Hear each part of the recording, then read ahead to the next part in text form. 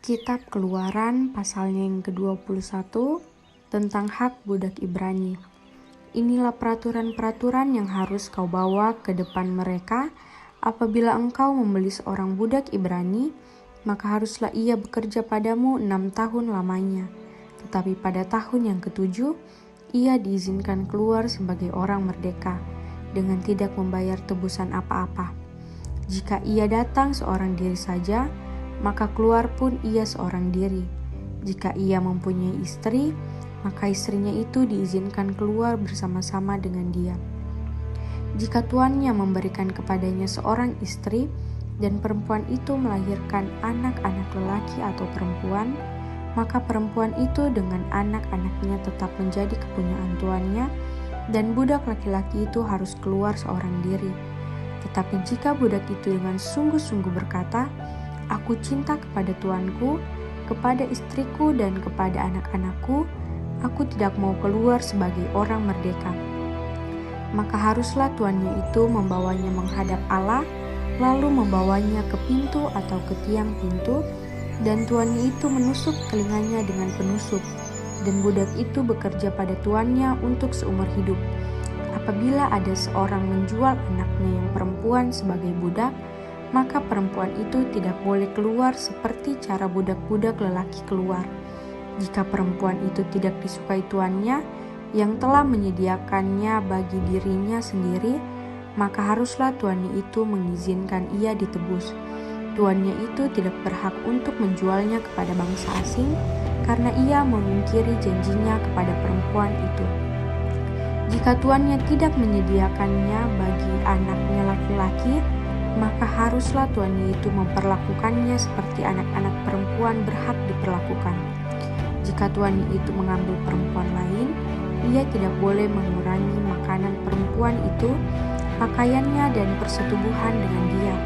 Jika tuannya itu tidak melakukan ketiga hal itu kepadanya, maka perempuan itu harus diizinkan keluar dengan tidak membayar uang tebusan apa-apa. Peraturan tentang jaminan nyawa sesama manusia. Siapa yang memukul seseorang sehingga mati, pastilah ia dihukum mati. Tetapi jika pembunuhnya itu tidak disengaja, melainkan tangannya ditentukan Allah melakukan itu, maka aku akan menunjukkan bagimu suatu tempat kemana ia dapat lari. Tetapi apabila seseorang berlaku angkara terhadap sesamanya, hingga ia membunuhnya dengan tipu daya, maka engkau harus mengambil orang itu dari mezbahku supaya ia mati dibunuh. Siapa yang memukul ayahnya atau ibunya? Peraturan tentang jaminan nyawa sesama manusia. Siapa yang memukul seseorang sehingga mati, pastilah ia dihukum mati. Tetapi jika pembunuhnya itu tidak disengaja, melainkan tangannya ditentukan Allah melakukan itu, maka aku akan menunjukkan bagimu suatu tempat kemana ia dapat lari.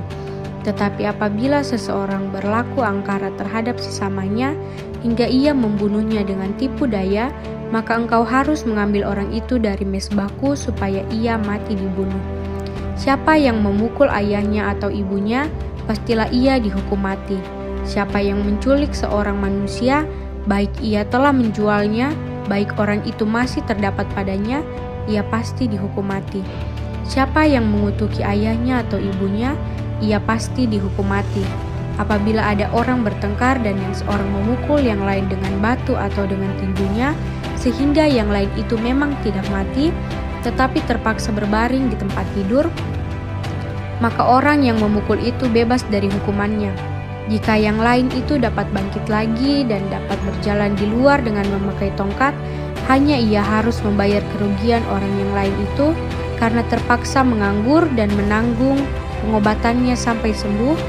Apabila seseorang memukul budaknya laki-laki atau perempuan dengan tongkat sehingga mati karena pukulan itu, pastilah budak itu dibalaskan. Hanya jika budak itu masih hidup sehari dua, maka janganlah dituntut belanya, sebab budak itu adalah miliknya sendiri.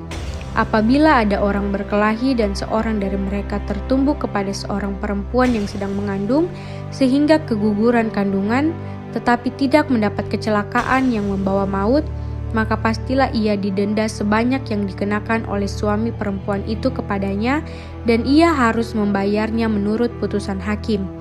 Tetapi jika perempuan itu mendapat kecelakaan yang membawa maut, maka engkau harus memberikan nyawa ganti nyawa, mata ganti mata, gigi ganti gigi, tangan ganti tangan, kaki ganti kaki, lecur ganti lecur, luka ganti luka, bengkak ganti bengkak. Apabila seseorang memukul mata budaknya laki-laki atau mata budaknya perempuan dan merusakkannya, maka ia harus melepaskan budak itu sebagai orang merdeka pengganti kerusakan matanya itu. Dan jika ia menumbuk sampai tanggal gigi budaknya laki-laki atau gigi budaknya perempuan, maka ia harus melepaskan budak itu sebagai orang merdeka pengganti kehilangan giginya itu. Apabila seekor lembu menanduk seorang laki-laki atau perempuan sehingga mati, maka pastilah lembu itu dilempari mati dengan batu dan dagingnya tidak boleh dimakan, tetapi pemilik lembu itu bebas dari hukuman. Tetapi jika lembu itu sejak dahulu telah sering menanduk dan pemiliknya telah diperingatkan, tetapi tidak mau menjaganya, kemudian lembu itu menanduk mati seorang laki-laki atau perempuan, maka lembu itu harus dilempari mati dengan batu, tetapi pemiliknya pun harus dihukum mati.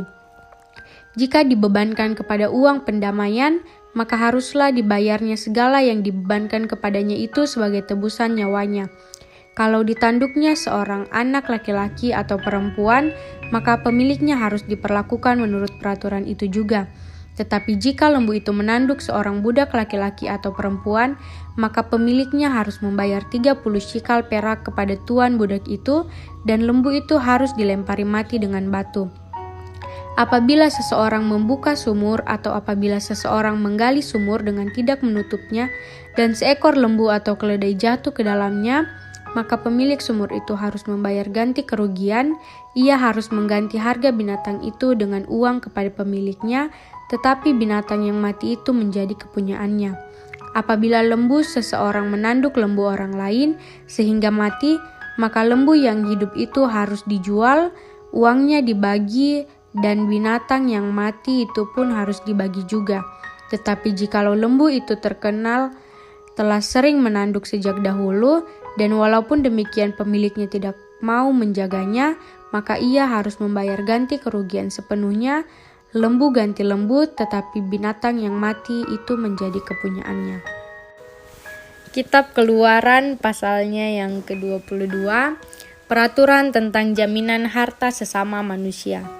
Apabila seseorang mencuri seekor lembu atau seekor domba dan membantainya atau menjualnya, maka ia harus membayar gantinya, yakni 5 ekor lembu ganti lembu itu dan 4 ekor domba ganti domba itu.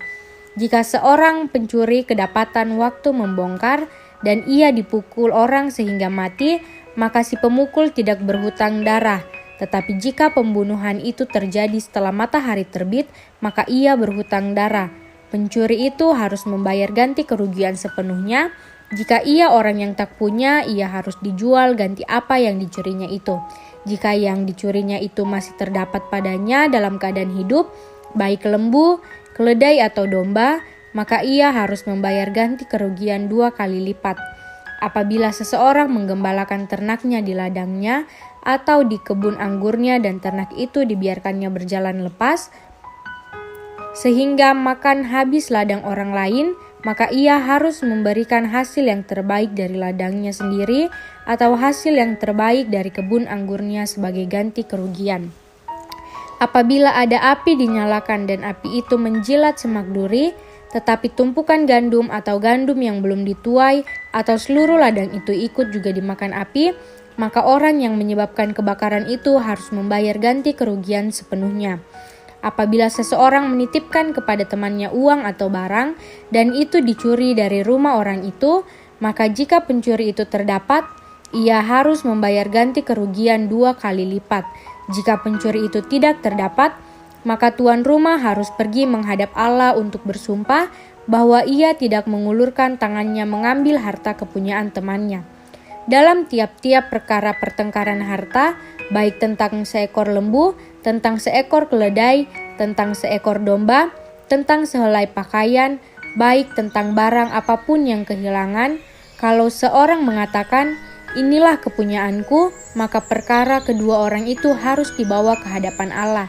Siapa yang dipersalahkan oleh Allah, haruslah membayar kepada temannya ganti kerugian 2 kali lipat. Apabila seseorang menitipkan kepada temannya seekor keledai atau lembu, atau seekor domba atau binatang apapun dan binatang itu mati, atau patah kakinya atau dihalau orang dengan kekerasan, dengan tidak ada orang yang melihatnya, maka sumpah di hadapan Tuhan harus menentukan di antara kedua orang itu. Apakah ia tidak mengulurkan tangannya mengambil harta kepunyaan temannya, dan pemilik harus menerima sumpah itu. Dan yang lain itu tidak usah membayar ganti kerugian. Tetapi jika binatang itu benar-benar dicuri orang daripadanya, maka ia harus membayar ganti kerugian kepada pemilik. Jika binatang itu benar-benar diterkam oleh binatang buas, maka ia harus membawanya sebagai bukti, tidak usah ia membayar ganti binatang yang diterkam itu. Apabila seseorang meminjam seekor binatang dari temannya, dan binatang itu patah kakinya atau mati, ketika pemiliknya tidak ada di situ, maka ia harus membayar ganti kerugian sepenuhnya. Tetapi jika pemiliknya ada di situ, maka tidak usahlah ia membayar ganti kerugian. Jika binatang itu disewa, maka kerugian itu telah termasuk dalam sewa. Apabila seseorang membujuk seorang anak perawan yang belum bertunangan dan tidur dengan dia, maka haruslah ia mengambilnya menjadi istrinya dengan membayar mas kawin. Jika ayah perempuan itu sungguh-sungguh menolak memberikannya padanya, maka ia harus juga membayar perak itu sepenuhnya sebanyak mas kawin anak perawan. Peraturan tentang dosa yang keji. Seorang ahli sihir perempuan janganlah engkau biarkan hidup. Siapapun yang tidur dengan seekor binatang, pastilah ia dihukum mati. Siapa yang mempersembahkan korban kepada Allah kecuali kepada Tuhan sendiri, haruslah ia ditumpas. Kitab Keluaran pasalnya yang ke-22, peraturan tentang jaminan harta sesama manusia. Apabila seseorang mencuri seekor lembu atau seekor domba dan membantainya atau menjualnya, maka ia harus membayar gantinya, yakni 5 ekor lembu ganti lembu itu dan 4 ekor domba ganti domba itu. Jika seorang pencuri kedapatan waktu membongkar dan ia dipukul orang sehingga mati, maka si pemukul tidak berhutang darah.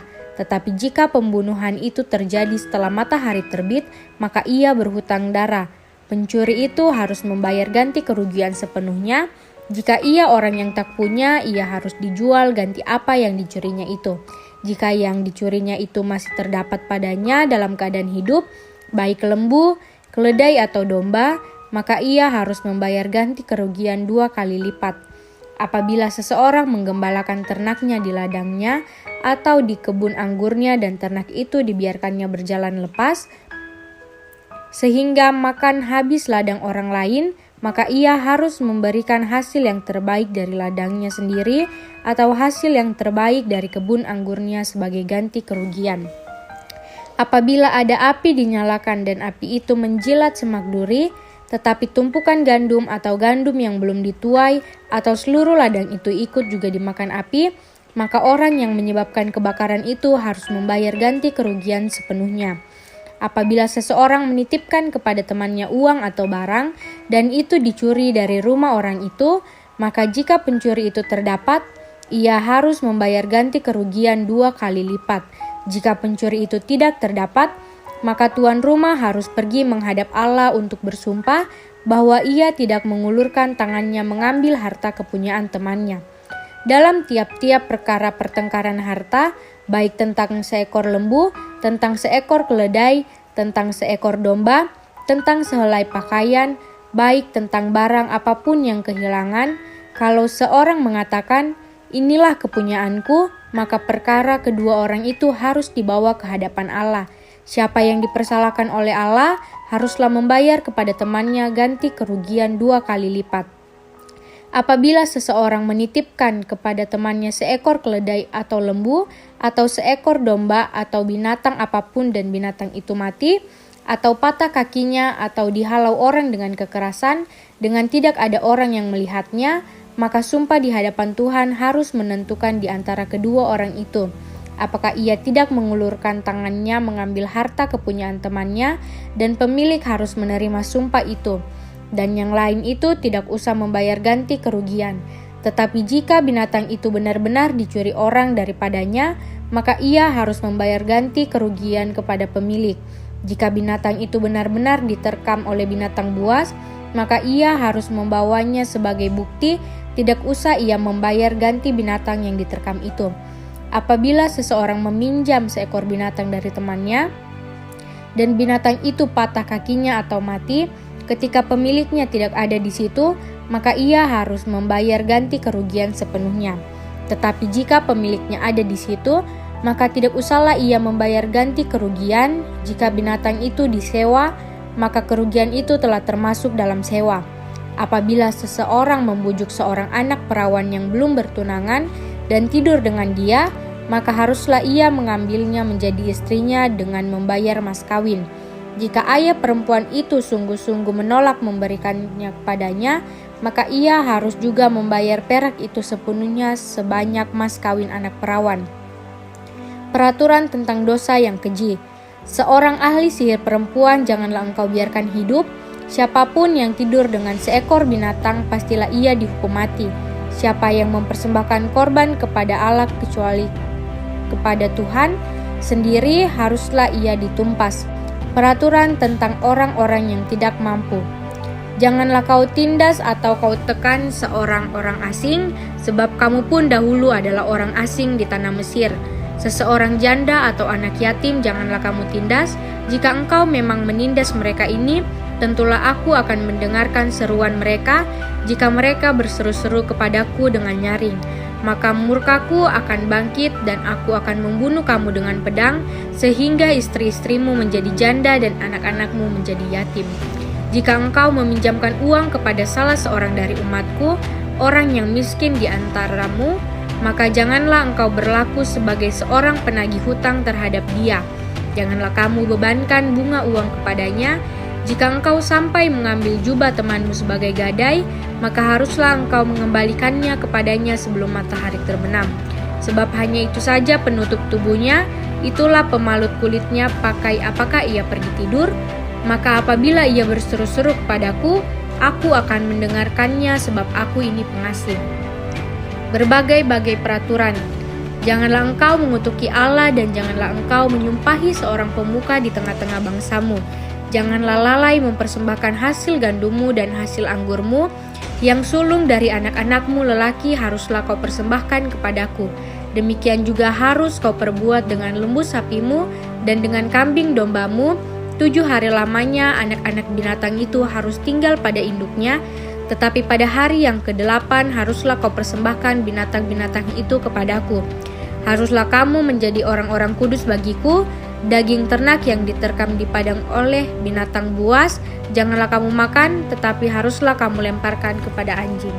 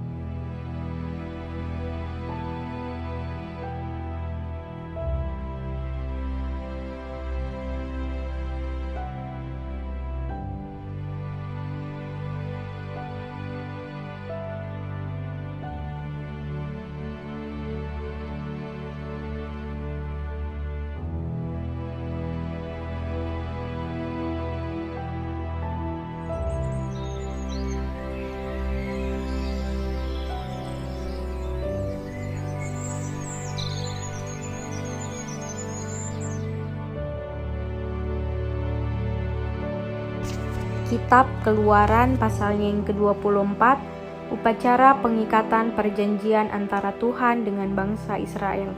Berfirmanlah ia kepada Musa, "Naiklah menghadap Tuhan engkau dan Harun, Nadab dan Abihu dan 70 orang dari para tua-tua Israel, dan sujudlah kamu menyembah dari jauh."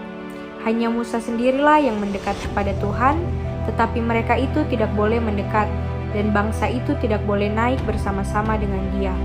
Lalu datanglah Musa dan memberitahukan kepada bangsa itu segala firman Tuhan dan segala peraturan itu. Maka seluruh bangsa itu menjawab serentak, "Segala firman yang telah diucapkan Tuhan itu akan kami lakukan." Lalu Musa menuliskan segala firman Tuhan itu. Keesokan harinya pagi-pagi didirikannya mezbah di kaki gunung itu dengan 12 tugu sesuai dengan ke-12 suku Israel. Kemudian disuruhnyalah orang-orang muda dari bangsa Israel, maka mereka mempersembahkan korban bakaran dan menyembelih lembu-lembu jantan sebagai korban keselamatan kepada Tuhan. Sesudah itu Musa mengambil sebagian dari darah itu, lalu ditaruhnya ke dalam pasu, sebagian lagi dari darah itu disiramkannya pada mezbah itu.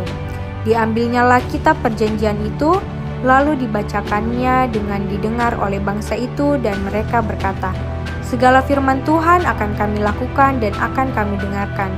Kemudian Musa mengambil darah itu dan menyiramkannya pada bangsa itu serta berkata, "Inilah darah perjanjian yang diadakan Tuhan dengan kamu berdasarkan segala firman ini." Dan naiklah Musa dengan Harun, Nadab dan Abihu dan 70 orang dari para tua-tua Israel. Lalu mereka melihat Allah Israel, kakinya berjejak pada sesuatu yang buatannya seperti lantai dari batu nilam dan yang terangnya seperti langit yang cerah.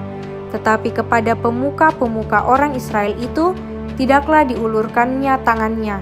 Mereka memandang Allah lalu makan dan minum. Tuhan berfirman kepada Musa, "Naiklah menghadap aku ke atas gunung dan tinggallah di sana. Maka aku akan memberikan kepadamu loh batu, yakni hukum dan perintah yang telah kutuliskan untuk diajarkan kepada mereka." Musa di Gunung Sinai. Lalu bangunlah Musa dengan Yosua abdinya, maka naiklah Musa ke atas gunung Allah itu, tetapi kepada para tua-tua itu ia berkata, "Tinggallah di sini menunggu kami, sampai kami kembali lagi kepadamu. Bukankah Harun dan Hur ada bersama-sama dengan kamu? Siapa yang ada perkaranya datanglah kepada mereka." Maka Musa mendaki gunung dan awan itu menutupinya. Kemuliaan Tuhan diam di atas gunung Sinai dan awan itu menutupinya 6 hari lamanya. Pada hari ke-7 dipanggilnyalah Musa dari tengah-tengah awan itu. Tampaknya kemuliaan Tuhan sebagai api yang menghanguskan di puncak gunung itu pada pemandangan orang Israel. Masuklah Musa ke tengah-tengah awan itu dengan mendaki gunung itu, lalu tinggallah ia di atas gunung itu 40 hari dan 40 malam lamanya.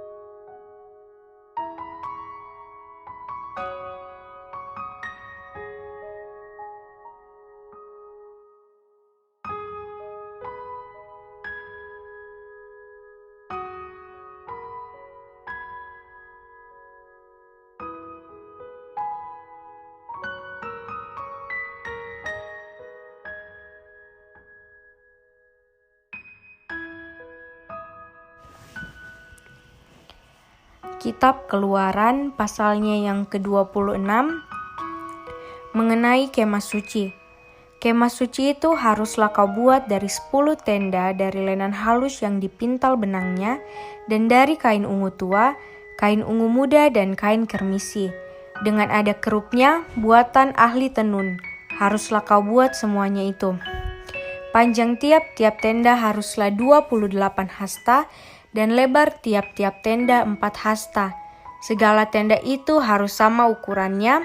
5 dari tenda itu haruslah dirangkap menjadi 1 dan yang 5 lagi juga harus dirangkap menjadi 1. Pada rangkapan yang pertama, di tepi 1 tenda yang di ujung, haruslah engkau membuat sosok-sosok kain ungu tua, dan demikian juga di tepi 1 tenda yang paling ujung pada rangkapan yang kedua.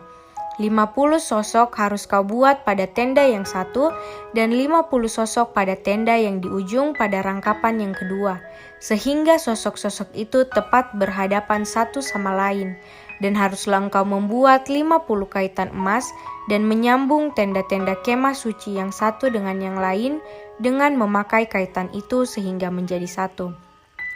Juga haruslah engkau membuat tenda-tenda dari bulu kambing menjadi atap kemah yang menudungi kemah suci. 11 tenda harus kau buat, panjang tiap-tiap tenda harus 30 hasta dan lebar tiap-tiap tenda 4 hasta, yang 11 tenda itu harus sama ukurannya. 5 dari tenda itu haruslah kau sambung dengan tersendiri, dan 6 dari tenda itu dengan tersendiri. Dan tenda yang ke-6 haruslah kau lipat 2 di sebelah depan kemah itu. Haruslah engkau membuat 50 sosok pada rangkapan yang pertama di tepi 1 tenda yang di ujung dan 50 sosok di tepi 1 tenda pada rangkapan yang kedua. Haruslah engkau membuat 50 kaitan tembaga dan memasukkan kaitan itu ke dalam sosok-sosok dan menyambung tenda-tenda kemah itu supaya menjadi satu. Mengenai bagian yang berjuntai itu, yang berlebih pada tenda kemah itu, haruslah setengah dari tenda yang berlebih itu berjuntai di sebelah belakang kemah suci, sehasta di sebelah sini dan sehasta di sebelah sana. Pada bagian yang berlebih pada panjang tenda-tenda kemah itu, haruslah berjuntai pada sisi-sisi kemah suci, di sebelah sini dan di sebelah sana untuk menudunginya. Juga haruslah engkau membuat untuk kemah itu tudung dari kulit domba jantan yang diwarnai merah dan tudung dari kulit lumba-lumba di atasnya lagi. Haruslah engkau membuat untuk kemah suci papan dari kayu penaga yang berdiri tegak, 10 hasta panjangnya 1 papan dan 1,5 hasta lebarnya tiap-tiap papan. Tiap-tiap papan harus ada 2 pasaknya yang disengkang satu sama lain. Demikianlah harus kau perbuat dengan segala papan kemah suci. Haruslah engkau membuat papan-papan untuk kemah suci, 20 papan pada sebelah selatan, dan haruslah kau buat 40 alas perak di bawah ke-20 papan itu. 2 alas di bawah 1 papan untuk kedua pasaknya, dan seterusnya 2 alas di bawah setiap papan untuk kedua pasaknya. Juga untuk sisi yang kedua dari kemah suci pada sebelah utara, kau buatlah 20 papan. Dengan 40 alas peraknya, 2 alas di bawah 1 papan dan seterusnya 2 alas di bawah setiap papan. Untuk sisi belakang kemah suci pada sebelah barat, haruslah kau buat 6 papan. 2 papan haruslah kau buat untuk sudut kemah suci di sisi belakang. Kedua papan itu haruslah kembar pasaknya di sebelah bawah, dan seperti itu juga kembar pasaknya di sebelah atas, di dekat gelang yang satu itu. Demikianlah harus kedua papan itu, haruslah itu merupakan kedua sudutnya. Jadi harus ada 8 papan dengan alas peraknya, 16 alas, 2 alas di bawah 1 papan dan seterusnya 2 alas di bawah setiap papan. Juga haruslah kau buat kayu lintang dari kayu penaga, 5 untuk papan-papan pada sisi yang satu dari kemah suci, 5 kayu lintang untuk papan-papan pada sisi yang kedua dari kemah suci, dan 5 kayu lintang untuk papan-papan pada sisi kemah suci yang merupakan sisi belakangnya pada sebelah barat. Dan kayu lintang yang di tengah-tengah papan-papan itu haruslah melintang terus dari ujung ke ujung. Papan-papan itu haruslah kau salut dengan emas, Gelang-gelang itu haruslah kau buat dari emas sebagai tempat memasukkan kayu-kayu lintang itu, dan kayu-kayu lintang itu haruslah kau salut dengan emas. Kemudian haruslah kau dirikan kemah suci sesuai dengan rancangan yang telah ditunjukkan kepadamu di atas gunung itu. Haruslah kau buat tabir dari kain ungu tua dan kain ungu muda, kain kermisi dan lenan halus yang dipintal benangnya. Haruslah dibuat dengan ada kerupnya buatan ahli tenun. Haruslah engkau menggantungkannya pada 4 tiang dari kayu penaga yang disalut dengan emas, dengan ada kaitannya dari emas, berdasarkan 4 alas perak. Haruslah tabir itu kau gantungkan pada kaitan penyambung tenda itu, dan haruslah kau bawa tabut hukum ke sana, ke belakang tabir itu, sehingga tabir itu menjadi pemisah bagimu antara tempat kudus dan tempat maha kudus. Tutup pendamaian itu haruslah kau letakkan di atas tabut hukum di dalam tempat maha kudus. Meja itu haruslah kau taruh di dalam tabir itu, dan kandil itu berhadapan dengan meja itu pada sisi selatan dari kemah suci, dan meja itu haruslah kau tempatkan pada sisi utara. Juga haruslah kau buat tirai untuk pintu kemah itu dari kain ungu tua, kain ungu muda, kain kermisi dan lenan halus yang dipintal benangnya, tenunan yang berwarna-warna. Haruslah kau buat 5 tiang dari kayu penaga untuk tirai itu, dan kau salutlah itu dengan emas, dengan ada kaitannya dari emas, dan untuk itu haruslah kau tuang 5 alas dari tembaga.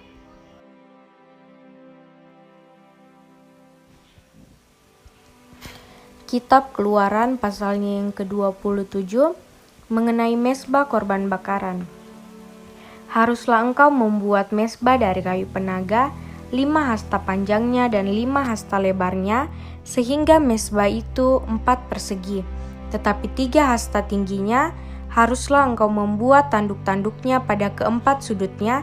Tanduk-tanduknya itu haruslah seiras dengan mezbah itu, dan haruslah engkau menyalutnya dengan tembaga. Juga harus engkau membuat kuali-kualinya, tempat menaruh abunya, dan sodok-sodoknya, dan bokor-bokor penyiramannya, garpu-garpunya, dan perbaraan-perbaraannya. Semua perkakasnya itu harus kau buat dari tembaga. Haruslah engkau membuat untuk itu kisi-kisi, yakni jala-jala tembaga, dan pada jala-jala itu haruslah kau buat 4 gelang tembaga pada keempat ujungnya.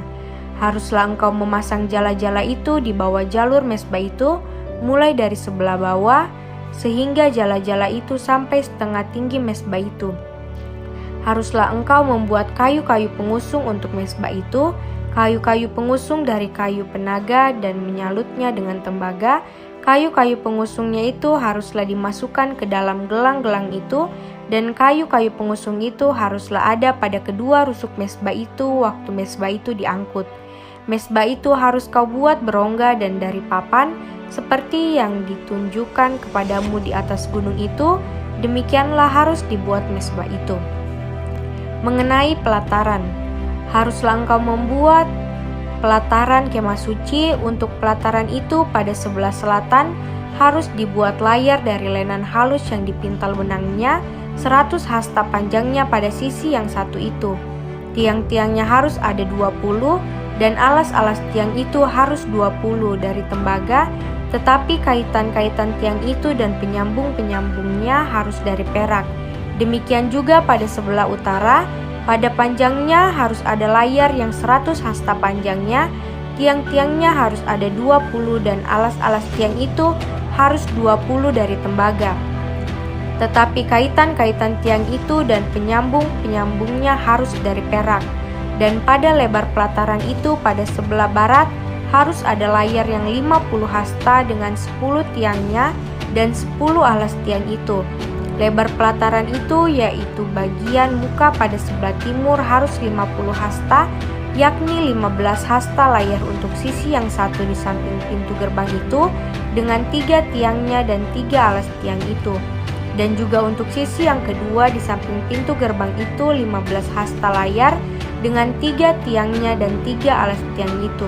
Tetapi untuk pintu gerbang pelataran itu, tirai 20 hasta dari kain ungu tua dan kain ungu muda, kain kermisi dan dari lenan halus yang dipintal benangnya, tenunan yang berwarna-warna dengan 4 tiangnya dan 4 alas tiang itu.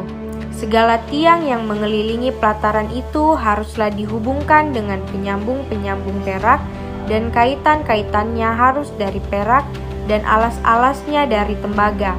Panjang pelataran itu harus 100 hasta, lebarnya 50 hasta dan tingginya 5 hasta. Dari lenan halus yang dipintal benangnya, dan alas-alasnya harus dari tembaga. Adapun segala perabotan untuk seluruh perlengkapan kemah suci dan juga segala patoknya dan segala patok pelataran, semuanya harus dari tembaga. Mengenai minyak untuk lampu, haruslah kau perintahkan kepada orang Israel supaya mereka membawa kepadamu minyak zaitun tumbuk yang murni untuk lampu, supaya orang dapat memasang lampu agar tetap menyala. Di dalam kemah pertemuan di depan tabir yang menutupi tabut hukum, haruslah Harun dan anak-anaknya mengaturnya dari petang sampai pagi di hadapan Tuhan. Itulah suatu ketetapan yang berlaku untuk selama-lamanya bagi orang Israel turun-temurun. Kitab Keluaran pasalnya yang ke-28 mengenai pakaian imam. Engkau harus menyuruh abangmu Harun bersama-sama dengan anak-anaknya datang kepadamu dari tengah-tengah orang Israel untuk memegang jabatan imam bagiku Harun dan anak-anak Harun, yakni Nadab, Abihu, Eleazar, dan Itamar. Haruslah engkau membuat pakaian kudus bagi Harun abangmu sebagai perhiasan kemuliaan. Haruslah engkau mengatakan kepada semua orang yang ahli yang telah kupenuhi dengan roh keahlian, membuat pakaian Harun untuk menguduskan dia, supaya dipegangnya jabatan imam bagiku. Inilah pakaian yang harus dibuat mereka: tutup dada, baju efod, gamis, kemeja yang ada raginya, serban, dan ikat pinggang.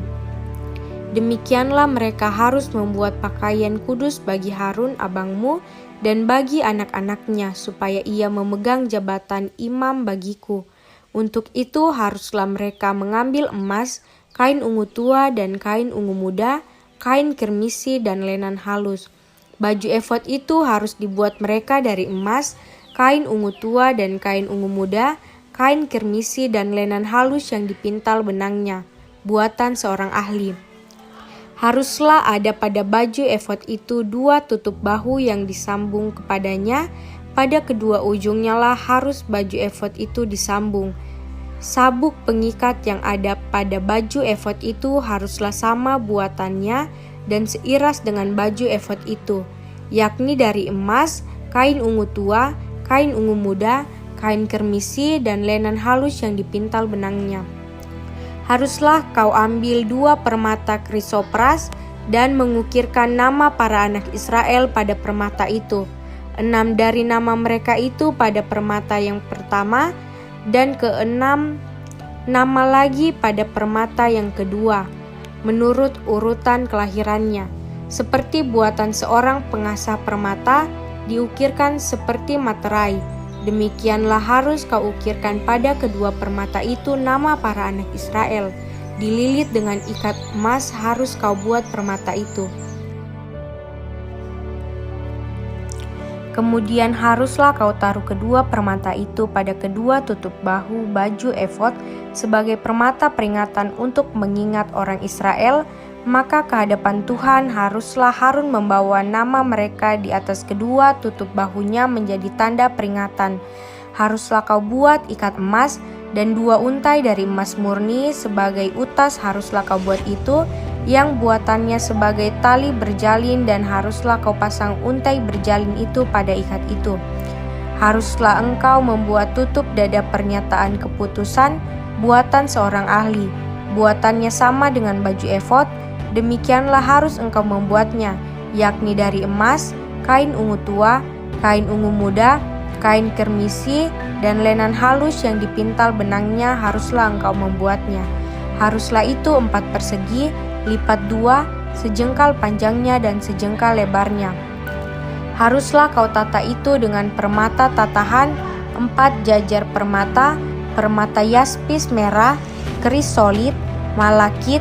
Itulah jajar yang pertama. Jajar yang kedua, permata batu darah, lazurit, yaspis hijau. Jajar yang ketiga, permata ambar, akik, kecubung. Jajar yang keempat, permata pirus, krisopras, dan nefrit. Dengan berikatan emas, demikianlah permata-permata itu dalam tatahannya. Sesuai dengan nama para anak Israel, permata itu haruslah 12 banyaknya, dan pada tiap-tiap permata haruslah ada diukirkan seperti materai nama salah satu suku dari yang 12 itu. Juga haruslah kau buat untuk tutup dada itu untai berpilin yang buatannya sebagai tali berjalin dari emas murni. Juga haruslah kau buat untuk tutup dada itu 2 gelang emas, dan kedua gelang itu harus kau pasang pada kedua ujung tutup dada. Haruslah kedua untai emas yang berjalin itu kau pasang pada kedua gelang itu pada ujung tutup dada. Kedua ujung lain dari kedua untai berjalin itu haruslah kau pasang pada kedua ikat emas itu. Demikianlah kau pasang pada tutup bahu baju efod di sebelah depannya. Haruslah engkau membuat 2 gelang emas dan membubuhnya pada kedua ujung tutup dada itu, pada pinggirnya yang sebelah dalam yang berhadapan dengan baju efod. Juga haruslah engkau membuat 2 gelang emas dan memasangnya pada kedua tutup bahu baju efod di sebelah bawah pada bagian depan, dekat ke tempat persambungannya di sebelah atas sabuk baju efod. Kemudian haruslah tutup dada itu dengan gelangnya diikatkan kepada gelang baju efod dengan memakai tali ungu tua, sehingga tetap di atas sabuk baju efod, dan tutup dada itu tidak dapat bergeser dari baju efod. Demikianlah di atas jantungnya harus dibawa Harun nama para anak Israel. Pada tutup dada pernyataan keputusan itu, apabila ia masuk ke dalam tempat kudus, supaya menjadi tanda peringatan yang tetap di hadapan Tuhan. Dan di dalam tutup dada pernyataan keputusan itu, haruslah kau taruh Urim dan Tumim, haruslah itu di atas jantung Harun apabila ia masuk menghadap Tuhan, dan Harun harus tetap membawa keputusan bagi orang Israel di atas jantungnya di hadapan Tuhan. Haruslah kau buat gamis baju efod dari kain ungu tua seluruhnya. Lehernya haruslah di tengah-tengahnya. Lehernya itu harus mempunyai pinggir sekelilingnya, buatan tukang tenun, seperti leher baju zirah. Haruslah lehernya itu supaya jangan koyak. Pada ujung gamis itu haruslah kau buat buah delima dari kain ungu tua, kain ungu muda, dan kain kermisi. Pada sekeliling ujung gamis itu dan di antaranya berselang-seling giring-giring emas, sehingga 1 giring-giring emas dan 1 buah delima selalu berselang-seling pada ujung gamis itu. Haruslah gamis itu dipakai Harun apabila ia menyelenggarakan kebaktian, dan bunyinya harus kedengaran apabila ia masuk ke dalam tempat kudus di hadapan Tuhan, dan apabila ia keluar pula supaya ia jangan mati. Juga haruslah engkau membuat patam dari emas murni, dan pada patam itu kau diukirkan seperti materai kudus bagi Tuhan. Haruslah patam itu engkau beri bertali ungu tua, dan haruslah itu dilekatkan pada serban di sebelah depan serban itu. Patam itu haruslah ada pada dahi Harun, dan Harun harus menanggung akibat kesalahan terhadap segala yang dikuduskan oleh orang Israel, yakni terhadap segala persembahan kudusnya. Maka haruslah patam itu tetap ada pada dahinya, sehingga Tuhan berkenan akan mereka.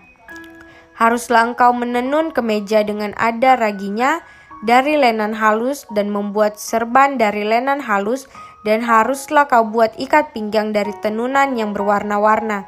Juga bagi anak-anak Harun haruslah kau buat kemeja-kemeja, dan haruslah kau buat ikat-ikat pinggang bagi mereka, dan destara-destar haruslah kau buat bagi mereka untuk menjadi perhiasan kemuliaan. Maka semuanya itu haruslah kau kenakan kepada abangmu Harun bersama-sama dengan anak-anaknya. Kemudian engkau harus mengurapi, mentabiskan, dan menguduskan mereka, sehingga mereka dapat memegang jabatan imam bagiku. Buatlah celana-celana lenan bagi mereka untuk menutupi daging auratnya, Celana itu haruslah dari pinggang sampai paha panjangnya. Harun dan anak-anaknya haruslah memakainya apabila mereka masuk ke dalam kemah pertemuan atau apabila mereka datang ke mezbah untuk menyelenggarakan kebaktian di tempat kudus, supaya mereka jangan membawa kesalahan kepada dirinya lalu mati. Itulah suatu ketetapan untuk selama-lamanya baginya dan bagi keturunannya.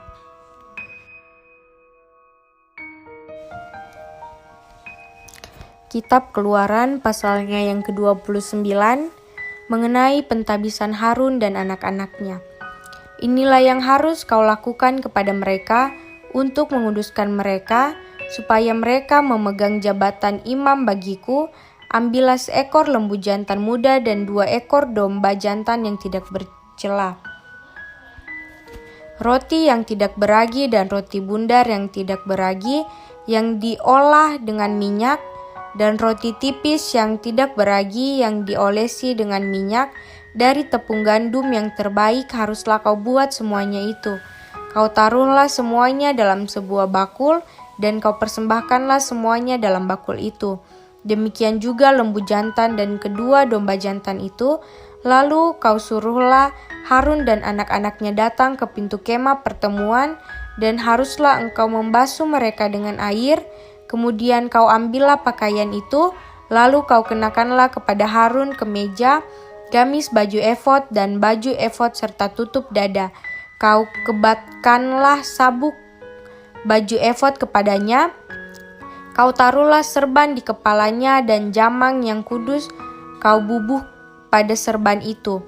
Sesudah itu kau ambillah minyak urapan dan kau tuang ke atas kepalanya dan kau urapilah dia. Kau suruhlah anak-anaknya mendekat dan kau kenakanlah kemeja-kemeja itu kepada mereka.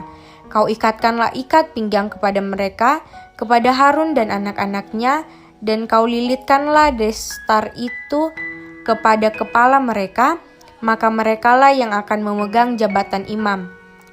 Itulah suatu ketetapan untuk selama-lamanya. Demikianlah engkau harus mentabiskan Harun dan anak-anaknya. Kemudian haruslah kau bawa lembu jantan itu ke depan kemah pertemuan. Lalu haruslah Harun dan anak-anaknya meletakkan tangannya ke atas kepala lembu jantan itu.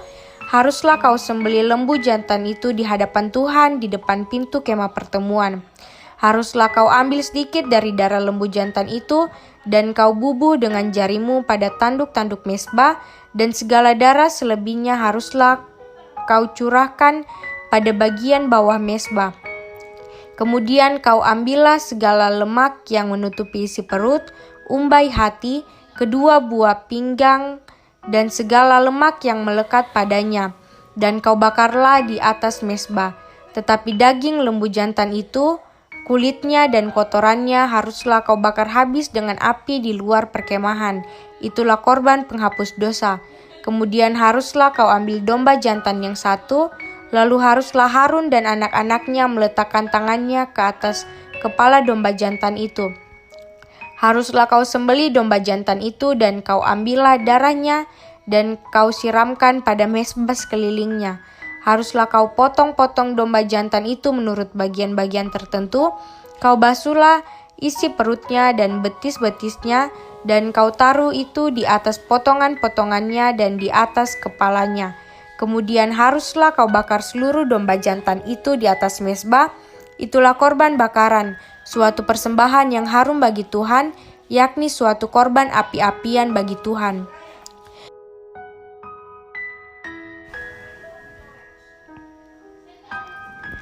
Kemudian haruslah kau ambil domba jantan yang lain, lalu haruslah Harun dan anak-anaknya meletakkan tangannya ke atas kepala domba jantan itu. Haruslah kau sembelih domba jantan itu, kau ambillah sedikit dari darahnya dan kau bubuh pada cuping telinga kanan Harun dan pada cuping telinga kanan anak-anaknya, pada ibu jari tangan kanan dan pada ibu jari kaki kanan mereka, dan darah selebihnya kau siramkanlah pada mezbah sekelilingnya. Haruslah kau ambil sedikit dari darah yang ada di atas mezbah dan dari minyak urapan itu, dan kau percikanlah kepada Harun dan kepada pakaiannya, dan juga kepada anak-anaknya dan pada pakaian anak-anaknya. Maka ia akan kudus, ia dan pakaiannya, dan juga anak-anaknya dan pakaian anak-anaknya.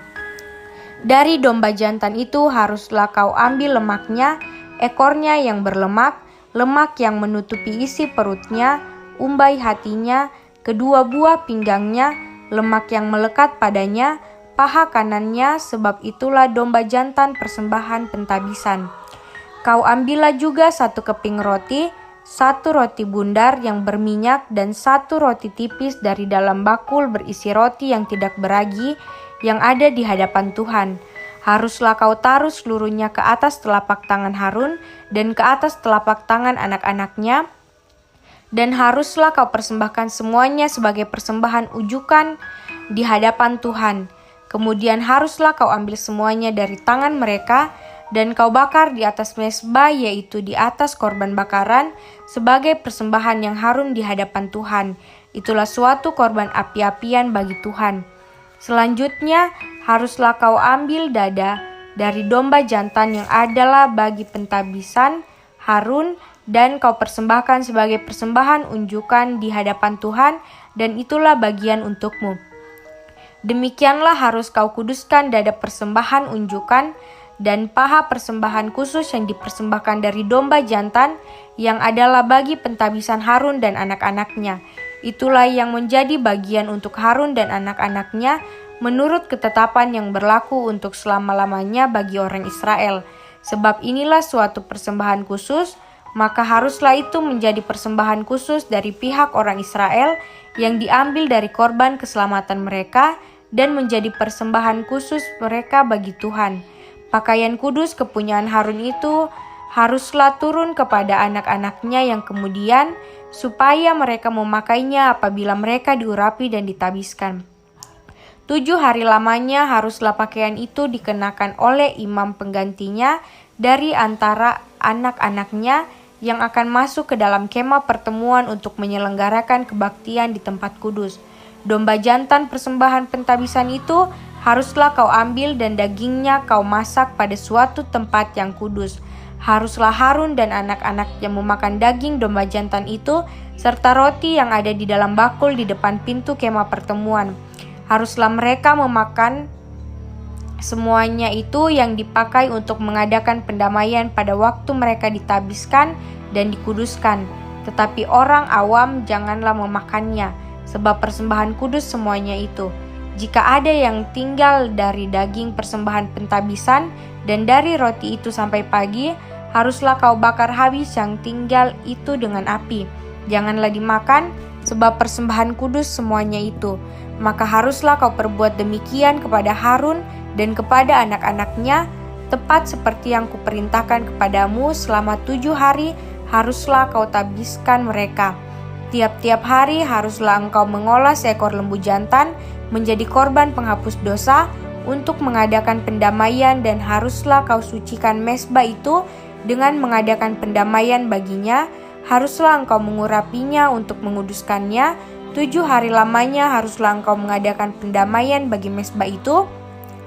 Haruslah engkau menguduskannya, maka mezbah itu akan menjadi maha kudus. Setiap orang yang kena kepada mezbah itu akan menjadi kudus. Mengenai korban pagi dan korban petang, inilah yang harus kau olah di atas mezbah itu: 2 anak domba berumur setahun tetap tiap-tiap hari. Domba yang satu haruslah kau olah pada waktu pagi, dan domba yang lain kau olah pada waktu senja.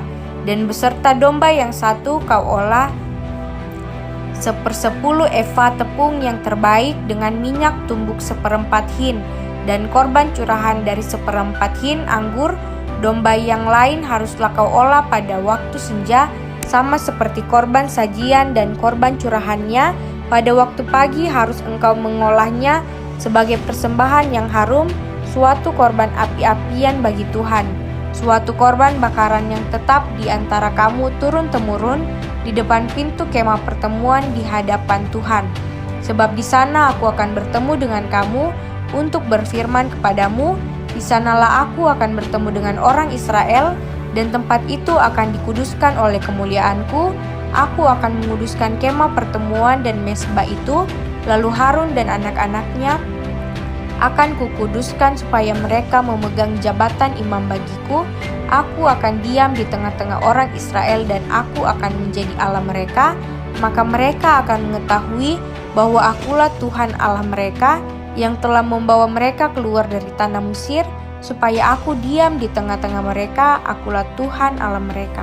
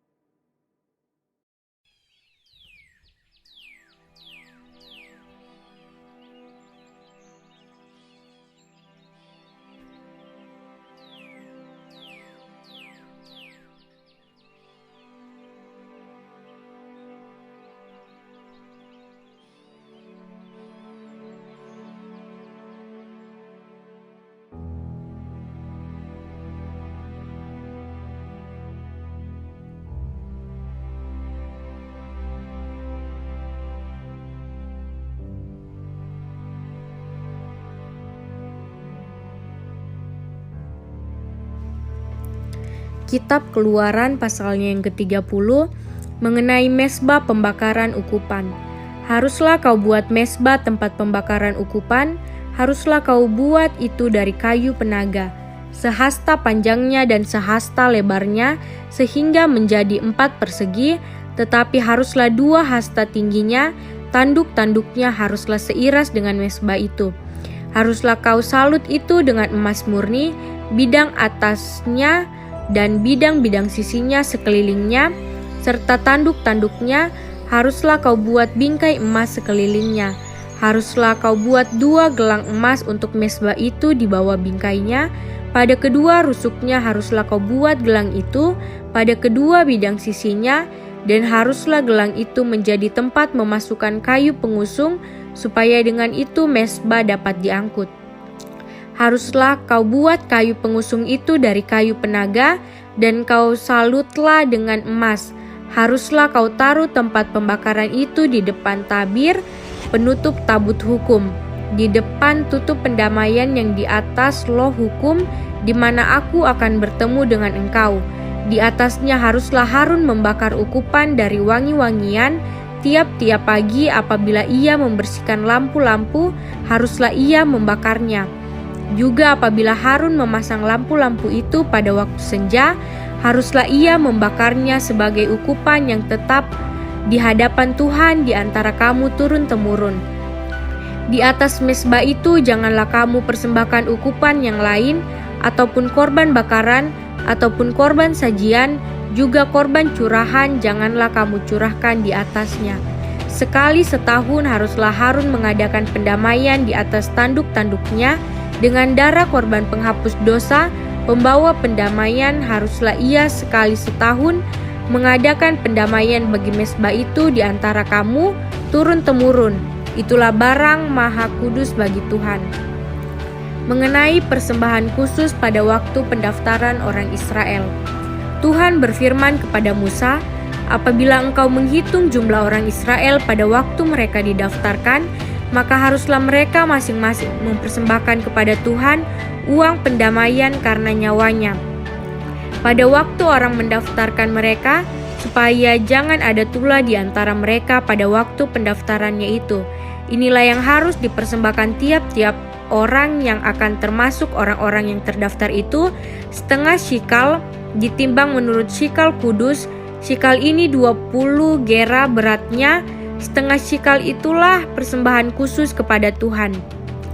Setiap orang yang akan termasuk orang-orang yang terdaftar itu, yang berumur 20 tahun ke atas, haruslah mempersembahkan persembahan khusus itu kepada Tuhan.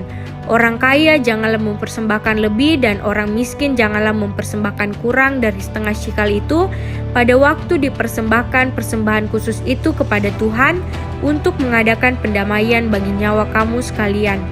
Dan haruslah engkau memungut uang pendamaian itu dari orang Israel dan menggunakannya untuk ibadah dalam kemah pertemuan, supaya itu menjadi peringatan di hadapan Tuhan untuk mengingat kepada orang Israel dan untuk mengadakan pendamaian bagi nyawa kamu sekalian.